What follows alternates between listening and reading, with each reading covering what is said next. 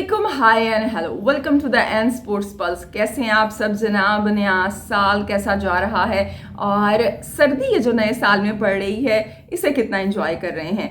अगर मैं लाहौर की बात करूं तो यहाँ पे इतनी ज़्यादा सर्दी पड़ रही है कि अगर मैं ये कहूँ कि सर्दी इस वक्त ज़ाती दुश्मनी पे उतर आई है तो बिल्कुल गलत नहीं होगा। काफ़ी ज़्यादा सर्दी पड़ रही है और अब हम दुआ कर रहे हैं कि सर्दी थोड़ी सी कम हो जाए और सूरज जो है वो भी निकले, हम सूरज का भी दीदार कर सकें। बहरहाल जनाब, सर्दी है, गर्मी है, बहार है, ख़ज़ा है, ये मौसम इंजॉयमेंट के लिए आते हैं, इन्हें हम इंजॉय करते हैं और इसके साथ साथ जो क्रिकेट है वो भी हम इंजॉय कर रहे हैं। ख़ास तौर पर अगर हम इंडियन फैंस की बात करें तो इस साल का आगाज़ बड़ा अच्छा हुआ उनके लिए, क्योंकि ये जो साउथ अफ्रीका के अगेंस्ट सीरीज़ है ये एक बड़े ही अच्छे नोट पर दी एंड हुई है। T20 सीरीज़ की बात करें तो वो लेवल हुई और ODI सीरीज़ को जीता 2-1 से। और अगर हम टेस्ट मैच की बात करें ये जो सीरीज़ है टेस्ट मैच की वो ड्रॉ हुई और ख़ास तौर पे सेकंड जो और लास्ट टेस्ट मैच था कि जिसकी कल की वीडियो में हमने बड़ी तफसील से बात की, उसमें एक रिकॉर्ड साज कामयाबी इंडियन टीम ने समेटी। लेकिन जहाँ पर हम इस कामयाबी की बात कर रहे हैं वहाँ पर जो एक और बात काफ़ी डिस्कस हो रही है वो है पिच, जो पिच तैयार की गई उस पिच को लेकर। और इसी हवाले से रोहित शर्मा ने भी एक स्टेटमेंट दी है and he said I don't mind playing in these kind of pitches as long as everyone keep their mouth shut and don't talk too much regarding Indian pitches. So बड़ी अच्छी बात है भाई, इसी तरह से सामने से आना चाहिए है, क्योंकि हमने देखा है कि जैसे ही कोई पिच इस तरह की इंडिया में तैयार होती है या पाकिस्तान में सामने आती है तो सारा जो मीडिया है वो बोलना शुरू कर देता है, शोर मचाना शुरू कर देता है। लेकिन जब इस तरह की पिचेस हमें ऑस्ट्रेलिया में दिखाई दे जाएं या साउथ अफ्रीका में दिखाई दे जाएं या इन सेना कंट्रीज़ में दिखाई दे जाएं तो सारे खामोश हो जाते हैं, उस तरह की कंट्रोवर्सीज का शिकार वो पिचेस नहीं होती हैं।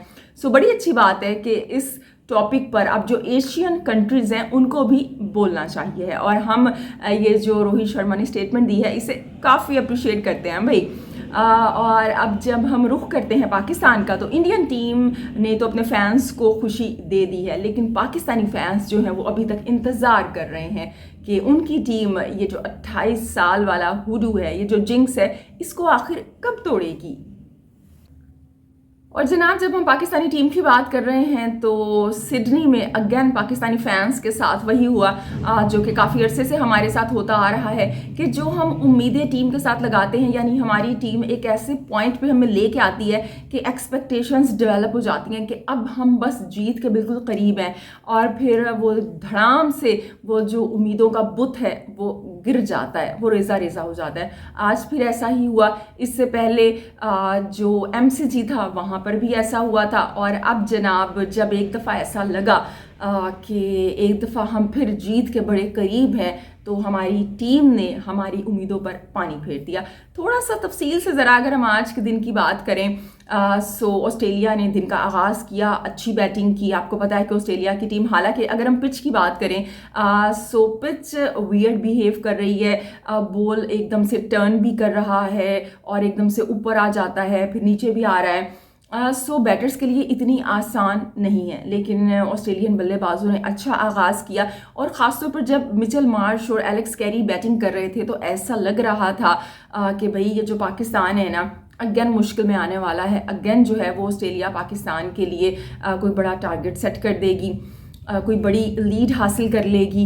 लेकिन फिर क्या हुआ? ऐसा हुआ कि मिचेल मार्श ने जब 7 रन पर वो थे तो उनका कैच फिर से ड्रॉप हुआ और इस दफ़ा ड्रॉप किया साइम अयूब ने और मिचेल मार्श ने फिर हाफ सेंचुरी स्कोर की। और मिचेल मार्श और एलेक्स कैरी की पार्टनरशिप बड़े अच्छे से आगे बढ़ रही थी, पाकिस्तान के लिए काफ़ी प्रॉब्लम का बायस बन रही थी। लेकिन फिर आते हैं जनाब आमिर जमाल, अगर मैं कहूँ पाकिस्तान के लिए the man of the series, the discovery of the series, वो आए और उन्होंने जब जो कि ऑस्ट्रेलियन टीम थी 289 पर 5 खिलाड़ी आउट थे, एलेक्स कैरी आउट होते हैं, फिर उसके बाद जनाब मिचेल मार्श आउट होते हैं और अगले 10 रन में, फ़कत 10 रन में 5 विकेट्स उन्होंने हासिल कर ली और इस तरह से ऑस्ट्रेलिया की टीम 299 पर आउट हो गई। 14 रन्स की लीड पाकिस्तानी टीम को हासिल हुई और ये वो पॉइंट था कि जब आमिर जमाल की भी सबने तारीफ़ की, अगेन उन्होंने 6 विकेट हॉल लिया और काफ़ी अप्रिशिएट किया गया और फैंस को एक्सपेक्टेशन हो गई कि अब अगर हम इस पिच के ऊपर 200 रन भी बना लेंगे तो पाकिस्तानी टीम ये मैच जीत सकती है। पाकिस्तानी टीम ने बैटिंग का आगाज़ किया जनाब और अब्दुल्ला शफी जो कि लास्ट इनिंग में डक पर आउट हुए थे, एक दफ़ा फिर डक पर आउट हो जाते हैं और इस दफ़ा शान मसूद जो कि पाकिस्तानी टीम के कैप्टन है और मुसलसल कैप्टन नॉक खेलते हुए आ रहे हैं, आगे से लीड कर रहे हैं, लेकिन आज हमने देखा कि वो भी डक पर आउट हो जाते हैं। फिर जनाब आते हैं पाकिस्तान के नंबर 1 बैटर बाबर आजम और साइम अयूब के जिनको मौका दिया गया है इस टेस्ट मैच में, जिन्होंने डेब्यू किया है क्योंकि इमाम उल हक अच्छा परफॉर्म नहीं कर रहे। सो अगर हम ख़ास तौर पर यहाँ पर बाबर आजम की बात करें तो उनके फैंस को, हम पाकिस्तानियों को उनसे बड़ी एक्सपेक्टेशन है। सो हमें ऐसा लगा कि जब साइम अयूब और बाबर आजम खेल रहे थे और साइम अयूब भी काफ़ी अच्छा खेल रहे थे कि अब तो भाई कुछ ज़बरदस्त होने वाला है। कम से कम ये जो दोनों बल्लेबाज हैं सेंचुरी तो बनाएंगे, हाफ सेंचुरी तक तो जाएंगे, लेकिन क्या होता है कि पहले साइम अयूब 33 रन बना के आउट होते हैं, फिर बाबर आजम। अच्छा, जब साइम अयूब आउट हुए तब भी उम्मीदें कायम थी क्योंकि बाबर आजम पिच पर मौजूद थे, लेकिन जनाब बाबर आजम अगेन नाकाम होते हैं। 23 रन, सिर्फ 23 रन बनाकर वो आउट हो गए और जब बाबर आजम आउट हो जाते हैं वो परफॉर्म नहीं करते हैं। पाकिस्तान के नंबर 1 बल्लेबाज हैं, आईसीसी की रैंकिंग्स में वो टॉप करते हैं। तो फिर ये हमें कहा जाता है कि क्या हो गया भाई, बाकी भी तो परफॉर्म नहीं कर रहे हैं, कम से कम वो 23-24 रन तो बना रहे हैं या वो कम बैक करने की कोशिश कर रहे हैं। और अगर अब्दुल्ला शफीक परफॉर्म नहीं कर पा रहे हैं या शान मसूद डक पे आउट हो गए हैं या सऊद शकील परफॉर्म नहीं कर पा रहे हैं तो उनको हम तनकीद कर रहे हैं, लेकिन बाबर आजम पर तनकीद ना करें। क्यों ना करें कि जब आप नंबर 1 बल्लेबाज हैं और पाकिस्तान के लिए परफॉर्म नहीं कर पा रहे हैं, जब पाकिस्तान को आपकी सबसे ज़्यादा ज़रूरत है। लिहाजा बाबर आजम से हम एक्सपेक्टेशंस तो लगाते हैं लेकिन वो एक्सपेक्टेशंस पर पूरा नहीं उतर पाते हैं और मेरे ख्याल से उन उम्मीदों पर पूरा उतरने के लिए या तो ज़रूरी है कि या तो वो पाकिस्तान की कंडीशंस में खेलें, पिंडी की बनाए गए वो जो रमीज़ राजा ने रोड्स बनाए थे उनकी सेंचुरीज बनाने के लिए उन पे खेलें, या फिर वो नेपाल के ख़िलाफ़ खेलें, या फिर वो जनाब अफ़गानिस्तान के ख़िलाफ़ खेलें। बल्कि अफ़गानिस्तान ने भी अब तो पाकिस्तान के ख़िलाफ़ बड़ा अच्छा परफॉर्म करना शुरू कर दिया है। अगर हम ख़ास तौर पे इस सीरीज़ की बात कर लेते हैं, चलें इस सीरीज़ की बात करें तो बाबर आजम ने अब तक सिर्फ 126 रन बनाए हैं, सिर्फ 126 रन बनाए हैं उन्होंने। और अगर हम उनके मुकाबले में दूसरे बल्लेबाजों को देखें, आगा सलमान को देखें कि जिनको मैं खुद भी क्रिटिसाइज़ कर रही थी भाई कि आप मुकम्मल एक स्पिनर को खिलाएं, लेकिन उन्होंने प्रूव किया जब पाकिस्तान मुश्किल में था उन्होंने बैटिंग की, लेकिन जो प्रॉपर बल्लेबाज हैं वो नाकाम हो रहे हैं यहाँ पे। और जब हम मिचेल मार्श को देखते हैं जो कि सीरीज़ में सबसे ज़्यादा रन बनाने वाले हैं, जो कि मेन उनके यहाँ पे बाबर आजम के लेवल के बल्लेबाज भी नहीं है, वो जनाब 300+ रन बना चुके हैं, सबसे ज़्यादा रन्स बनाने वाले बैटर हैं वो इस सीरीज़ में ऑस्ट्रेलिया के।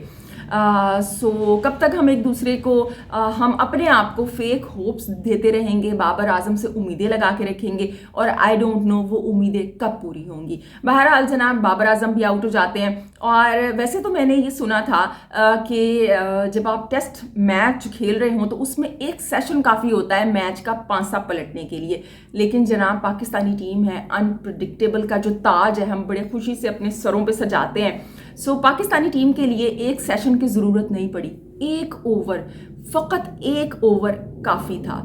हेज़लवुड आए और हेज़लवुड ने जनाब पाकिस्तानी बैटिंग को तहस नहस करके रख दिया।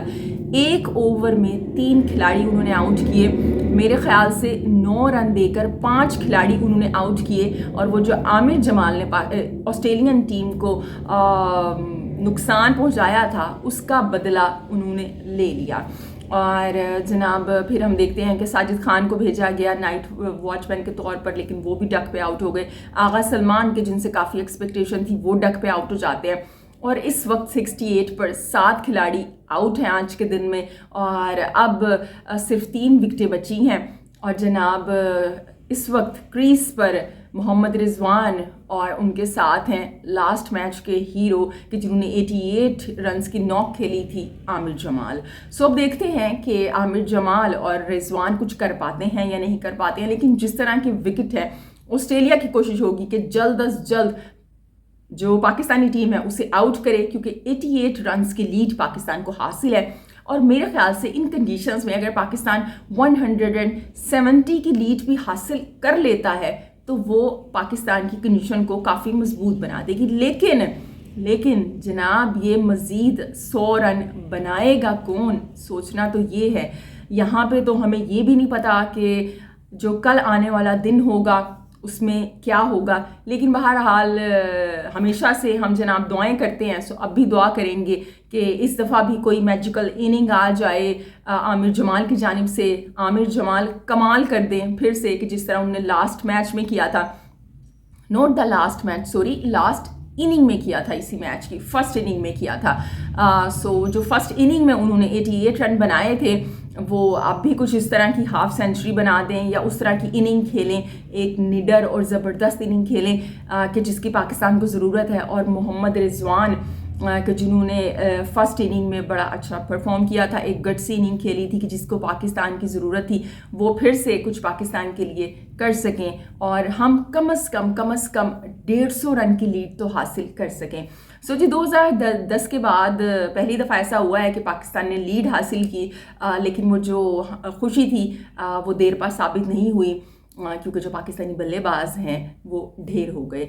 सऊद शकील नया टैलेंट है, वो पहली दफ़ा ऑस्ट्रेलिया में खेल रहे हैं, उनको हम इतना ब्लेम नहीं करते, लेकिन उनसे एक्सपेक्टेशन थी कि हम ना उम्मीद भी हुए उनसे, और वो जो उनसे हमने होप्स लगाई हुई थी वो उन पे पूरा नहीं उतरे। इसी तरह से बाबर आजम एक ऐसा नाम है, अब्दुल्ला शफीक उस तरह से कामयाब नहीं हो सके, और साइम अयूब को तो कुछ कहा ही नहीं जा सकता, उनको तो मेरे ख्याल से अभी डेब्यू भी नहीं करवाना चाहिए था। मैंने पहले भी कहा था यहाँ पे साहबजादा फरहान को होना चाहिए था, लेकिन बहरहाल जो होना था हो चुका।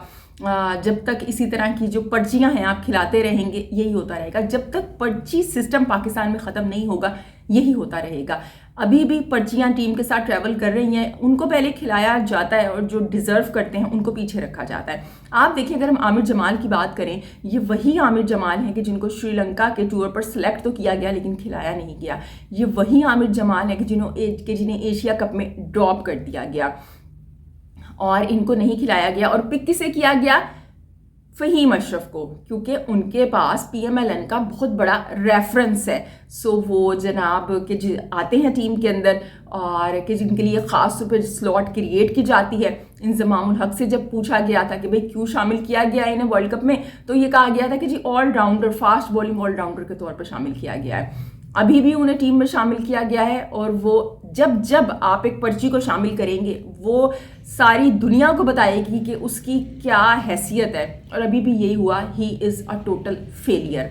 सो ज़रूरत है कि आप पर्ची सिस्टम को पीछे करें और जो लोग डिज़र्व करते हैं उन्हें आगे करें। और आमिर जमाल के जिनको जगह मिली है हारिस रऊफ़ की सेल्फिशनेस की वजह से, उनकी लालच की वजह से और उनकी डरपोक अप्रोच की वजह से, इसी वजह से हमने देखा कि हारिस रऊफ़ को पहले ऑफर की गई, हारिस रऊफ़ ने मना कर दिया, जबकि वो ऑस्ट्रेलिया में मौजूद रहे, BBL खेलते रहे, बेशर्मों की तरह टीम को भी ज्वाइन कर लिया उन्होंने बाद में। और वहाब रियाज ने उनको सिलेक्ट भी किया T20 सीरीज़ के लिए।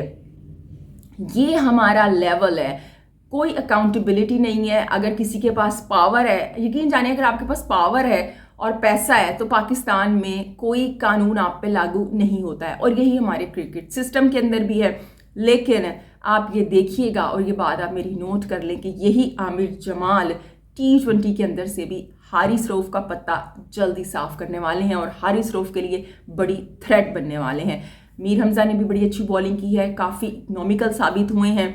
सो जो डिज़र्विंग टैलेंट है, नया टैलेंट है पाकिस्तान का, उसको बेस्ट ऑफ लक। और अब मैं ये नहीं कहूँगी कि पाकिस्तान जीते, अब मैं ये कहूँगी may the best team win.